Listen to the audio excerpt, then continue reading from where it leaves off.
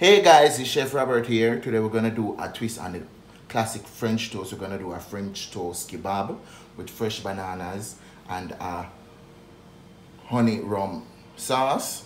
The ingredients you're gonna need is flour, hard dough bread or sourdough bread or any bread in your choosing, cutting cubes, the liquid for the French toast, which include eggs, milk, nutmeg, sugar, a pinch of salt.